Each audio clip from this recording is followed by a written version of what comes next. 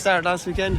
Yeah, we had a great start, yeah. Look, it's big days now next Saturday, I suppose, Michael, in fairness. So, look, we had a good start, and that was vital for our tenure being first out, that it was positive and we've a bit of momentum. One thing you've stressed over and over again is that the lads will work and they'll never stop. That's a consistent thing. I presume that's something you've been echoing to them from the very start. Yeah, look, that's modern hurling now. Look, if we're not going to get up to work rate, look, I suppose we've been accused of that in Cork, that our work rate wasn't good enough.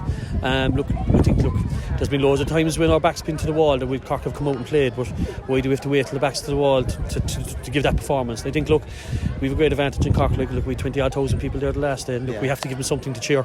Like, that 16 man is vital for us. So look, what fellas want is honest effort in the jersey. I think whatever county you're involved with, I think fellas will see that. If they see honest effort, you'll get away with anything, any result. So look, I think, anytime that we've gone down or been poor, it's been because our effort wasn't as what we would have wanted it. And look, win, lose or draw, if your effort is good, you can get away with things, for want of a better word. Yeah. Did that take any bit of a culture change at all? And it's getting the consistency of that. And I suppose maybe you could say, some people would say it wasn't there against Cork, but was there the other day. And it's I know. Look. I think about you go through all we say our players are kind of top players of the last couple of years. The fellas we say the over 25, 26 is that kind of group. Look, I think they've done it loads of times, but there's been times where we've been inconsistent. But look, I think now they see that the next player coming up is better, and look, we know those players, and we've no problem throwing in the fellas that'll work hard, and we have faith in those fellas, and that gives us a great advantage over other managements in that, we've plenty of options, and we believe in those fellas and we have options of. Is there is that kind of a bit of a fear factor almost, that they know that they know that you'll throw lads in if they're not kind of I think they know that we looked at. Yeah, there is. So look, you played it yourself. Look, you know yourself. Look, do you want to be starting? Yeah. Do you know what I mean? And look, we've been clear to fellas from day one. Like, what gets you on the team? Look, and it's hard work and honesty of effort. And look, we have very talented players. Look, a lot of those senior players are very, very talented players. Everyone knows that. And it's just if we can mix that kind of hard work ethic into them, and mix a couple of new fellas and make the squad a bit stronger, which is what our plan was all along.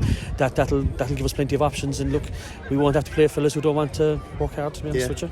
Were you aware, Pat, going into the match that Cork hadn't won their opening championship game since 2018? No, I wasn't. No. Okay, no. There was no emphasis that we can't put ourselves in the back. No. Look, I think we had 2 home games, I suppose. Look, so we had to make sure that we were going to give a real honest effort in that game. Look, same again next Saturday. And look, as I said, we have a fantastic support group. Like, we knew that fellas were going to come down and support us. Like, there was 30,000 there the last day. So look, I think there'll be even bigger crowd probably for the Tipperary game. So look, our job is to get the lads behind us and get momentum. And look, you work below in Cork, like, you know yourself. Look, it can be fairly taxing when you're not doing it the right way, like, and look, there's lots of ears, so look, for a new group getting off, look, and we have to hit the ground running, and look, we're fully aware that a poor performance or a bad result against Tipperary last week, we'll be back in the back foot again. What do you make of the argument that Cork still don't fully know where they're at because your back wasn't shoved up against a wall last weekend? Well, our back was shoved up a wall before we got to the game, I think. Do you know what I mean? So that's what I would look at. Look, obviously, look, we'd expect to come on from the game last week. We hadn't played in 5-6 weeks. First championship match for loads of fellas, but we'll have to come on hugely. Look, I think our thing was, look, I think if you go back and look at you asked me a while ago, did I realise do we win any games in the last 18 months? Since 18 I didn't, but I would say that we've lost nearly every first quarter or first half in the last games, the last fucking 6 or 7 years. So like, I think that was key for us, that we would start well against Waterford, and that was a real emphasis that we had, that we would really go at them and really start hard at them. And I think, look, we got a good start. Look, fellas will say, look, maybe they weren't at their best or they were tired from the last day, and that, look, we take that into account. But look, we were very happy with our performance. But look, we'd loads of areas to go on. Look, we didn't create enough goal opportunities, didn't take the ball into the grasp a bit more than we could have. But look, they're all areas that we can work on for the next day. Can I ask you about Brian Roach? First championship start. Jamie Barron was obviously part of his brief and the job he did. He's going home with the Man of the Match award and his gear back. Yeah, well, to be honest, I wouldn't say Jamie Barron was his brief. His brief was to go and work hard. Part of his brief. Yeah, well, look, he was his job. Look, we didn't really kind of assign him to pick up anyone, really, to be honest with you. We just wanted Brian to go out and give his effort. Look, we know Brian, coming from a really good club in Bride Rovers, do you know what I mean? Look, comes from kind of Brian Murphy stock, like, do you know. So, look, the one thing, we have his brothers on the panel as well. His twin brother just carrying a small bit of hamstring, just back this week now. But like, they'll die in the effort. Like, they're really good, country people. Like, do you know what I mean? That's what the effort you'll get off the two of them would be unbelievable. We knew that from Brian. We had them at 20s, and the one thing I suppose when you pick a team, you want fellas that are going to go out and play with character, and you know what they're going to deliver for you. And we knew that Brian Roach would deliver an honest performance. Did he play maybe above where we thought he did? I wouldn't think so, but look, for his first game, I suppose, look, it was a fantastic start for him, but look, it is next Saturday now again, we need to see him going again, Is that, Pat, something, do you think, that's standing to your management, that you know Brian Roach, you know Pádraig Power, you know Tommy O'Connell, because you've worked with them at 18, 19 years of age? Yeah, it does, but sure, look, I suppose we're coming up against Liam the next day. He knows all those fellas were saying with Liam Cal, look, it doesn't surprise me that Tipperary hit the ground running. Liam knows all those fellas, he had them all, look, so he knows the character that's in him, and I think, look, as we'd all see look, playing into county hurling, it's the character and professionalism is what you're looking for in the players. It's what separates the club player from the inter-county player. That character, that professionalism, that dedication, that to be able to get past things that are negative, So look, it does stand to us, I suppose, in fairness. Waterford had, I think, around 4 goal chances, Pat, second half. It's quite obvious they're hunting goals this year. How much, or to what extent, does that inform your planning? Look, there's no doubt that Liam Cahill and Michael Beavens down through their tenure, whatever teams they're involved in, will always go hunting goals. And look, I suppose in fairness, I think small bit of us, we were trying to hold on to a lead, and I think when you try and hold on to a lead, it's nearly worse.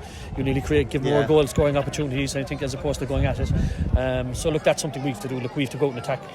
We have to go and attack Tipperary the next day, and look, they're going to get goal opportunities. We're not going to stop them. We have a fantastic goalie that can make saves. He made a couple last day. He'll be expected to make a couple the next day, I assume. But look, whatever comes in that game, look, our job is to make sure that we have enough scores on the board to win the game. How do you go from not playing a game, and as long as he did, to playing a game straight away again? It's a mad kind of a thing, isn't it? Yeah, it's a mad thing. Well, I suppose in fairness, look, Michael, that the bank holiday made a huge difference yesterday. Yeah. Do you know what I mean? Because that, look, fellas were off. We were able to go in and do a recovery session, and fellas didn't have to take a day off or anything like that. So I think, look, that got even thought a couple of lads this morning, like they found that it actually was a long weekend. They even got something out of the weekend themselves. So I think, look, we won't have any excuses next week as regards turnover. Look, if you look at Clare were beaten by Tipperary. They went out 6 days later. If you look at the performance they put in, and like, we're coming off a win, so we should have plenty of energy and momentum going into that. Without prying too much, do you have dossiers on every team? Like, if you something ready for the first game, and then is there lads ready planning for the next game? Look, in fairness, so we have a fantastic analysis group with us there. Like, one or two of the lads have been involved under Kieran.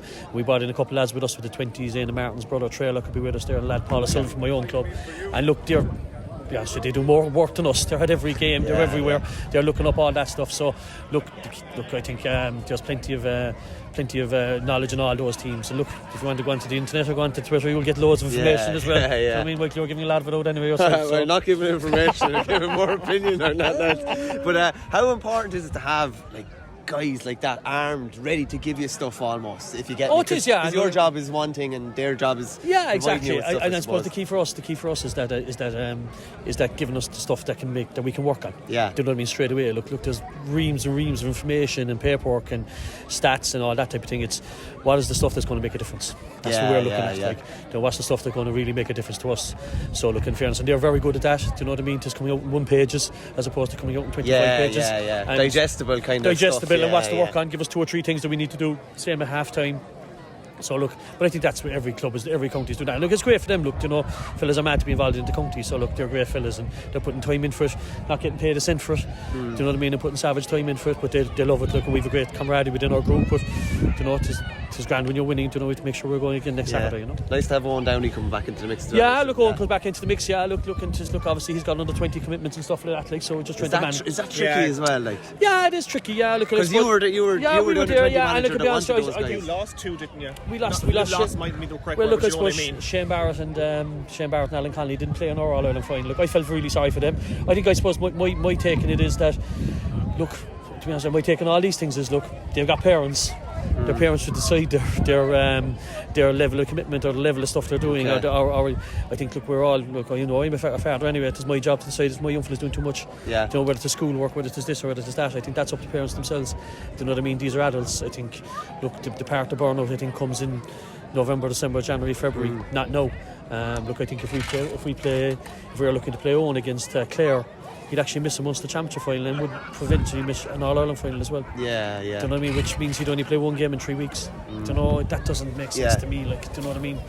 Do you know, it doesn't make sense to me. Like, so look, it is what it is. I think. Do you know, look, at the end of the day, look, we had to prepare our team the best of it. Look, all being all, he would have started last week. Look, he started every game in the league for us, so look, he'll be available now the weekend. Look, whether he comes back in or not now is another thing, Just on the burnout thing, are we gone a bit beyond like lads training every night of the week? Like, because we're talking about it so much, I don't think it happens as much. Managers generally look after lads. Well, I think Michael, in fairness, look, I think the training is easier now than it was in my time. Do you know what I mean? In what sense? In just the level of the level of training during sessions. Okay. I think the level of heavy running that you're doing. I think. Look, obviously you've got GPSs, you have all that type of thing. You have professional people looking after it.